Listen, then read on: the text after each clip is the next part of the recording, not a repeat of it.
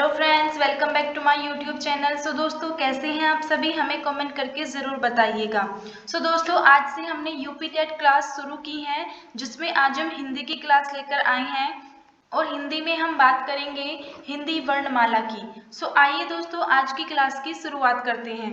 शुरुआत करने से पहले जान लेते हैं आज की क्लास में हम क्या क्या पढ़ेंगे।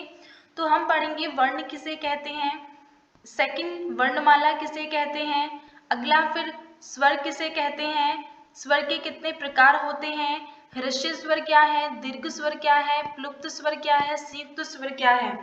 तो दोस्तों, इन सबको हम पूरे डिटेल में और एग्जाम्पल के माध्यम से समझेंगे।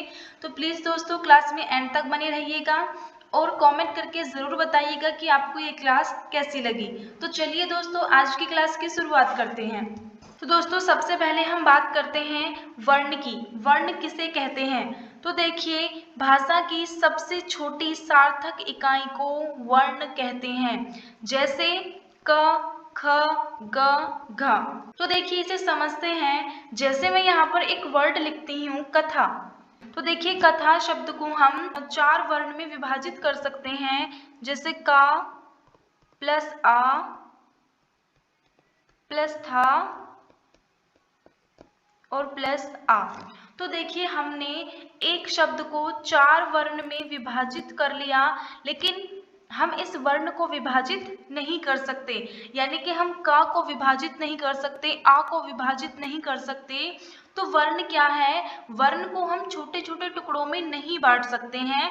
वर्ण भाषा की सबसे छोटी इकाई होती है, जिसे हम टुकड़ों में विभाजित नहीं कर सकते हैं। आगे देखिए दोस्तों, वर्ण के लिखित रूप को अक्षर कहते हैं और मौखिक रूप को ध्वनि कहते हैं। जैसे अभी मैंने यहाँ पर एक वर्ड लिखा, हिंदी। तो देखिए, हिंदी भाषा को जब मैंने ये वर्ड लिख दिया तो हम इसे क्या कहेंगे? अक्षर।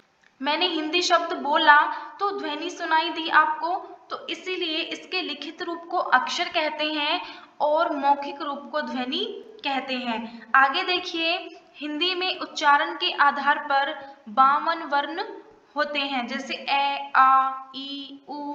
इस तरह से ज्ञ से ज्ञानी तक 52 वर्ड होते हैं। तो आई होप दोस्तों, आपको क्लास पसंद आ रही हो। तो प्लीज़ दोस्तों, लाइक, शेयर और सब्सक्राइब करना ना भूलें। तो आइए दोस्तों, अब हम आगे बढ़ते हैं। अब हम बात करते हैं वर्णमाला की। तो देखिए, वर्णों के व्यवस्थित क्रम को वर्णमाला कहते हैं। तो जैसे अभी हमने वर्ण की बात की थी, ए, आ, ई, तो इस तरह से वर्णों का एक व्यवस्थित क्रम होता है, जिसे हम वर्णमाला कहते हैं। जैसे यहाँ पर देखिए, ए, आ, ई, उ, री। तो इस तरह से वर्णों का एक क्रम होता है, उस व्यवस्थित क्रम को ही हम वर्णमाला कहते हैं। तो चलिए दोस्तों, आगे बढ़ते हैं। अब देखिए, हिंदी व्याकरण में हिंदी वर्णमाला को 2 भागों में बांटा जाता है। पहला होता है स्वर, दूसरा होता है व्यंजन। दोस्तों, आज की क्लास में स्वर के बारे में जानेंगे। तो चलिए दोस्तों, आगे बढ़ते हैं। देखिए, अब हम बात करते हैं स्वर की। स्वर किसे कहते हैं? देखिए, जिन वर्णों का उच्चारण बिना किसी अवरोध के तथा बिना किसी दूसरे वर्ण की सहायता से होता है, उन्हें हम स्वर कहते हैं। जैसे आ वर्ड। आ वर्ण को बोलने के लिए कोई अवरोध नहीं हुआ और किसी दूसरे वर्ण की भी सहायता नहीं हुई। तो स्वर क्या है? जिसे बोलने में कोई अवरोध ना हो और जिसमें किसी दूसरे वर्ण की सहायता नहीं होती, उसे हम स्वर कहते हैं। फॉर एग्जाम्पल, जैसे एक छोटा बच्चा होता है, जब वो शुरुआती दौर में बोलना शुरू करता है, वह ए, ई, अ इस तरह की ही वह भाषा बोलता है, क्योंकि ऐसे वर्ड्स को बोलने में कोई अवरोध नहीं होता है। इन वर्ड को हम स्वतंत्रता पूर्वक बोल लेते हैं। एक बच्चे के भाषा सीखने की शुरुआती नींव भी क्या होते हैं? स्वर ही होते हैं। आगे देखिए, हिंदी वर्णमाला में मूल स्वरों की संख्या 11 होती है। 11 कौन कौन से मूल स्वर होते हैं? ए, आ, ई, उ, री, ए, ओ, औ। तो हिंदी में मूल स्वरों की संख्या 11 होती है। आगे देखिए, हिंदी वर्णमाला में मात्रिक स्वरों की संख्या 10 होती है। तो ये 10 मात्रिक स्वर कौन से होते हैं? आ, ई, उ, री, ए, ओ, औ। लेकिन हिंदी में मूल स्वरों की संख्या 11 ही मानी जाती है। तो देखिए एक मात्रिक स्वर होता है, इसीलिए मात्रिक स्वरों की संख्या 10 होती है। तो आइए दोस्तों अब हम आगे बढ़ते हैं। तो देखिए अब हम जानते हैं स्वर के प्रकार। तो स्वर के 4 प्रकार होते हैं। पहला होता है ह्रस्व स्वर, दूसरा होता है दीर्घ स्वर, तीसरा होता है प्लुत स्वर और चौथा होता है संयुक्त स्वर। सो दोस्तों इन चारों को एक एक करके समझते हैं। तो देखिए सबसे पहले आता है ह्रस्व स्वर।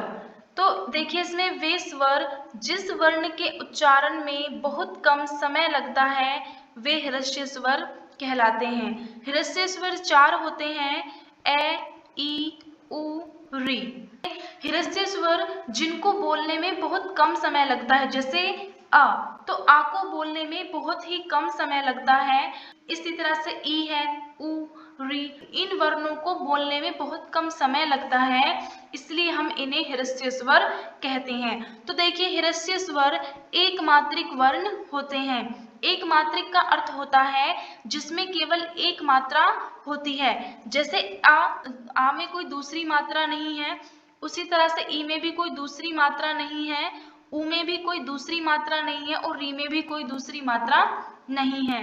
तो ह्रस्व स्वर एक मात्रिक वर्ण होते हैं। चलिए दोस्तों अब हम आगे बढ़ते हैं। अब हम बात करते हैं दूसरे नंबर की दीर्घ स्वर। दीर्घ स्वर क्या होते हैं या दीर्घ स्वर किसे कहते हैं? तो देखिए वे स्वर जिनके उच्चारण में ह्रस्व स्वर से अधिक समय लगता है दीर्घ स्वर कहलाते हैं। तो देखिए जैसे हमें दीर्घ शब्द से ही समझ में आ रहा है कि कुछ ज्यादा समय लेने वाला। तो देखिए दीर्घ स्वरों की संख्या 7 होती है, आ, ई, उ, ए, ओ, औ। दीर्घ स्वरों का अर्थ होता है जिसको बोलने में आपको ह्रस्व स्वर से ज्यादा समय लगता है, जैसे आ। तो आ को बोलने में आपको थोड़ा सा अधिक समय लगा ह्रस्व स्वर से। उसी तरह से जब आप ई बोलते हैं, ई को थोड़ा सा खींचते हैं, उसी तरह से उ बोलते हैं, ए, तो इन स्वरों को बोलने में थोड़ा सा अधिक समय लगता है, उसे हम दीर्घ स्वर कहते हैं। देखिए आगे दीर्घ स्वर 2 मात्रिक वर्ण होते हैं। ये 2 मात्रिक वर्ण का अर्थ होता है जिसमें 2 मात्राएं होती हैं। अब देखिए जैसे ए, आ, तो देखिए ए एक मात्रा हो गई और दूसरी मात्रा इसमें जो आ का साउंड करती है वो दूसरी मात्रा हो गई। तो इसी तरह से ई, तो ई के ऊपर एक बड़ी ई हो गई ये वाली, तो इसमें भी 2 मात्रा हो गई। इसी तरह से उ में भी ये दूसरी मात्रा हो गई। दीर्घ स्वर 2 मात्रिक वर्ण होते हैं। आइए दोस्तों अब हम आगे बढ़ते हैं। अब हम बात करते हैं प्लुत स्वर की। तो देखिए वे स्वर जिनके उच्चारण में ह्रस्व स्वर व दीर्घ स्वर से भी अधिक समय लगता है उन्हें प्लुत स्वर कहते हैं। जैसे ओम, भैया, मैया, बापरे, हाय रे। तो देखिए प्लुत स्वर का अर्थ होता है जिसके उच्चारण में आपको ह्रस्व दीर्घ स्वर से भी ज्यादा समय लगता है, उन्हें प्लुत स्वर कहते हैं। तो देखिए जब आप ओम का उच्चारण करते हैं तो ओम इस तरह से थोड़ा उसको खींच के उसका उच्चारण करते हैं, तो इसमें थोड़ा सा अधिक समय लगता है। दोस्तों आप मेरे साथ साथ बोलते चलिए, जैसे ओम, भैया, मैया, बाप रे, इन वर्ड को थोड़ा खींच के बोला जाता है, इसलिए इन्हें प्लुत स्वर कहते हैं। आगे देखिए प्लुत स्वर त्रिमात्रिक वर्ण होते हैं। तो त्रिमात्रिक वर्ण का अर्थ होता है इसमें 3 वर्ण होते हैं, उसे हम त्रिमात्रिक वर्ण कहते हैं। तो देखिए जैसे मैं लिखती हूँ ओम, तो ओम में आपको 3 वर्ण, देखिए ओम में 3 वर्ण है, आ, ई, मा। तो चलिए दोस्तों अब हम आगे बढ़ते हैं। तो दोस्तों अब हम बात करते हैं संयुक्त स्वर की। वे स्वर जो 2 मूल स्वरों के योग से बनते हैं उन्हें संयुक्त स्वर कहते हैं। तो देखिए मूल स्वरों की अभी हमने बात की थी। तो मूल स्वरों की संख्या कितनी होती है? मूल स्वरों की संख्या 11 होती है। तो देखिए संयुक्त स्वरों की संख्या 4 होती है, ए, ओ, औ। फर्स्ट देखिए आ प्लस ई, क्या बनता है? ए प्लस ई से मिलकर ए बनता है। अगला देखिए ए प्लस ए बराबर बनता है ए, यानी कि ए प्लस ए से मिलकर ए बनता है। अगला देखिए ए प्लस उ बराबर क्या बनता है ओ, तो यानी कि ए प्लस उ मिलकर क्या बनता है ओ। अगला देखिए ए प्लस ओ बराबर मिलकर बनता है औ, यानी कि ए प्लस ओ मिलकर क्या बनता है औ, यानी कि संयुक्त स्वर दो मूल स्वरों से मिलकर बने होते हैं। आई होप दोस्तों आपको ये क्लास पसंद आई होगी। सो दोस्तों हमारे यूट्यूब चैनल का नाम है लेट्स स्ट्राइव, जिस पर हम यूपी टेट की फुल फ्री प्रिपरेशन कराएंगे और साथ में प्रीवियस ईयर क्वेश्चन और मॉक टेस्ट भी करवाएंगे। सो दोस्तों अगर आपने अभी तक हमारे चैनल को सब्सक्राइब नहीं किया है तो प्लीज दोस्तों सब्सक्राइब कीजिए और बेल आइकॉन को प्रेस कीजिए ताकि आपको सबसे पहले नोटिफिकेशन मिल सके। दोस्तों अगर आपको आज की क्लास पसंद आई है तो प्लीज दोस्तों एक लाइक जरूर कीजिएगा और हमें एक प्यारा सा कमेंट करके जरूर बताइएगा।